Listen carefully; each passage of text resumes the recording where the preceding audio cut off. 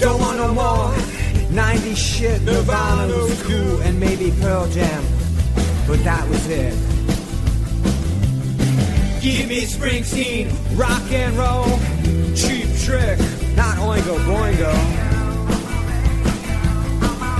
Hey, Joey Ramone, leave Michael Jackson at home. Radio, radio, radio, radio.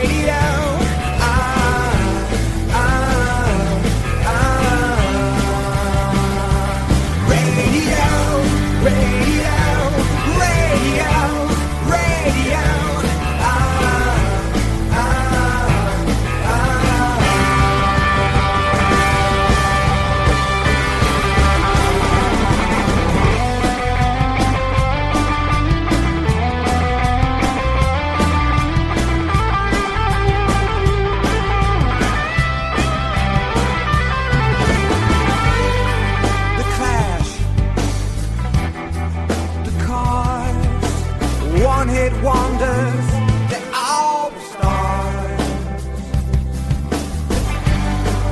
Billy Joe, the alarm, boombox hanging on my arm. Radio, radio, radio, radio.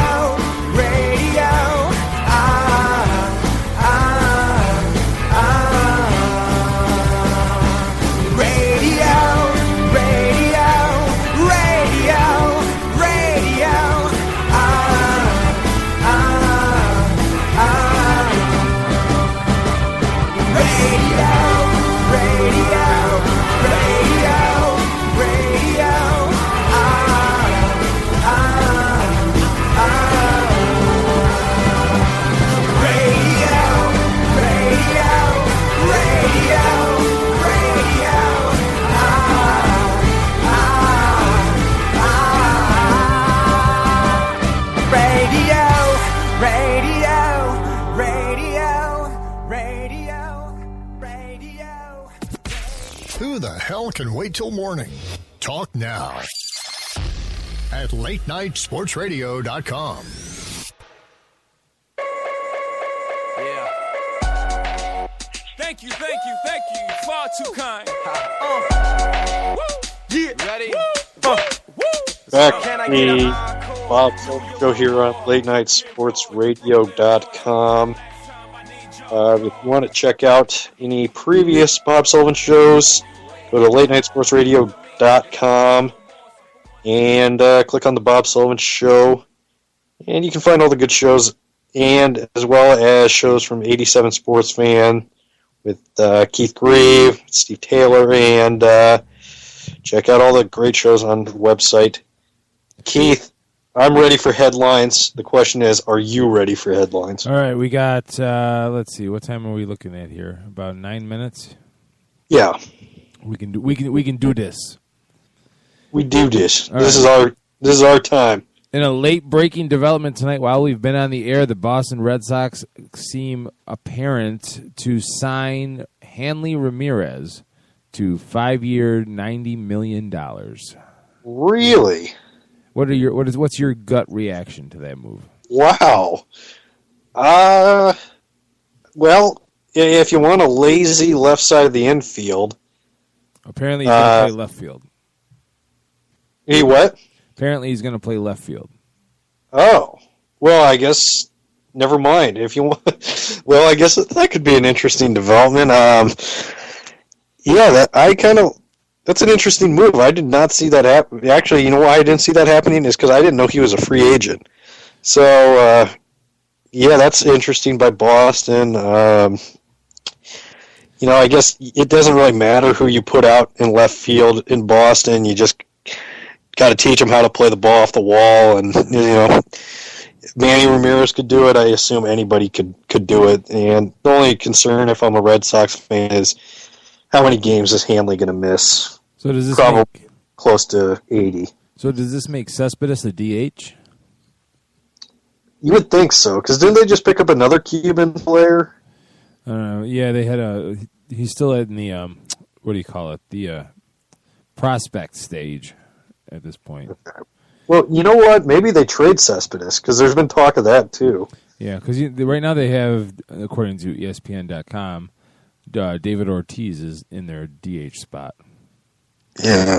Well, I think my guess is Cespedes ends up getting moved here for a prospect or two, or maybe he goes to the Dodgers. Who knows? All right. Jameis Winston bumped an official. ACC says it won't penalize Jameis Winston, says it was a non-issue. A, do you think that he should have been penalized? And two, do you think there's a little Florida State fanboyism going on here? Why would they penalize Jameis Winston? He hasn't been penalized for... Well, I guess he did get busted for the... what do you call it? The crab legs. Autograph thing. Oh, I was going to say the crab legs. Oh, that too. Well, he didn't get penalized for that. He didn't get a suspension or anything. Oh, or no, maybe you were thinking of the time where he stood up in the middle of the college union and yelled that obscenity. Oh. No, he didn't get penalized for that too. Yeah. Yeah, well, I'm a big fan of Jameis Winston. I think he's a great athlete, great kid, friend of the show.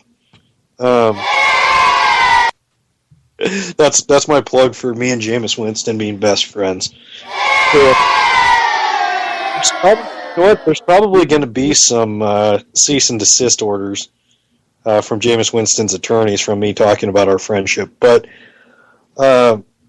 Winston, I don't think this was a big deal. Everybody overreacted to it because it's Jameis Winston, just like everything else. If it would have been, Peyton, well, I guess bad example, but if it would have been Bryce Petty or something like that, or JT Barrett, they'd just been like, oh, he's just being aggressive. He just wants the next play. Because it's Jameis Winston. He should have been ejected. He was a terrible person. That's my take on it. All right. Now I got to read this reporting from Adam Schefter at ESPN.com. Denver Broncos President Joe Ellis and Vice President Mac Freeman have both talked to the team's scoreboard operator about appropriate guidelines, team officials told ESPN. The talks come in the wake of incidents that occurred during the Broncos' last home game, a 35-21 victory over the San Diego Chargers on October 23rd. Broncos quarterback Peyton Manning was critical of the scoreboard operator's antics near the end of the game. Manning had also taken exception to disrespectful treatment of Chargers quarterback Phillip Rivers during the second half. Is this just absolutely the most ridiculous thing you've ever heard in your entire life? What? You know what? Maybe Peyton should worry more about his postseason blunders than what a scoreboard operator's doing. Who cares? It's a scoreboard. I mean, how many... Okay, they put up kiss cams all the time and make, sometimes they get brothers and sisters up there on the kiss cam. Scoreboard operator, they make mistakes, okay? Cut the guy some slack. Let's not get this... Peyton's trying to get some guy who's making not that much money to operate a scoreboard into some trouble for nothing. Peyton, shut up and worry about yourself and your poor playoff performances. All right, and this, according to this from Brett McMurphy at ESPN.com, college football's inaugural 4-team playoff is still weeks away, but the FBS head coaches already prefer an 8-team playoff. Of the coaches who voted in ESPN's weekly poll, 44% want an 8-team playoff, compared with 29% for the current 4-team playoff. Where do you stand, Bob, on the college football playoff? Could we just have a playoff first before we get into expanding it? I mean, this is ridiculous. Look at, the playoffs in baseball. It went from just whoever won the league, playing in the World Series. It just grew over time. And eventually every team, and same thing in the NBA, it just went from the top 4 teams, now it's 8 teams in each conference. Let's see how it works with 4 teams for a few years. I do think the right number is 6. And 2 teams get a bye. I hate and buys. Then, I hate buys. You hate that? I hate buys. I hate them. Well, then don't get a bye. Get into the 3 through 6 range, and you'll be fine. I hate buys. I hate buys. I hate them with a passion. I think 8's too many. I think you water down the product at that point. It's the same amount of weeks, though. The only difference is that you have 2 teams not playing in one model, and you have them playing in the other model. Well, I don't know. I mean, I just stick to 4, I guess. I think 8's too many, and I don't know. You're just watering down the product already. It kind of creates this huge like Russian doll syndrome where it's like, where do you draw the line? It's okay, 4 wasn't enough. Well, 8's not enough. Well, my school was the number 9 team 3 years in a row. That's not going to work. We need to go to 16 teams. Yeah. Let's just see how this 4-team playoff works for about 5 years, and if there's legitimate gripes for an 8-team playoff, then let's see what an 8-team playoff does. But the money's probably there. This is what the college football coaches want, is an 8-team playoff means they're going to make more money. Because if they don't get into the 4-team, it gives them a better chance at making more money by getting into a playoff type system. So I don't know. It's stupid. Let's go 4 teams, see how it works. If it's not good enough, then we'll try. Always follow the money. Exactly. Yeah, money will make you happy, is what I know. Yeah. Well, it may not make you happy, but I'd much rather cry in a palace. Yeah. One last topic here. Obviously, we mentioned the New York Giants lost to the Dallas Cowboys. Is it time to blow up the Giants? No. Because I'm telling you, every time there's these type of seasons, it looks like it's time to get rid of Eli, time to get rid of Coughlin, they wind up winning the Super Bowl. And I believe the Patriots are on the schedule next year. And anytime the Patriots are on the schedule, the Giants win the Super Bowl. So I'm gonna say give it one more year. What's it gonna hurt? Plus, I believe Eli's contract is over after next year. So just play it out one more year with Eli. See how it works. Give him another year in this new offense. They Victor Cruz will be back. Beckham started to be a good player. I think I still say I'm going to be patient with it. Mm-hmm. So, and sadly, that is the end of the Bob Sullivan Show for this Sunday night. Want to listen? Go to Spreaker.com, search Late Night Sports Radio.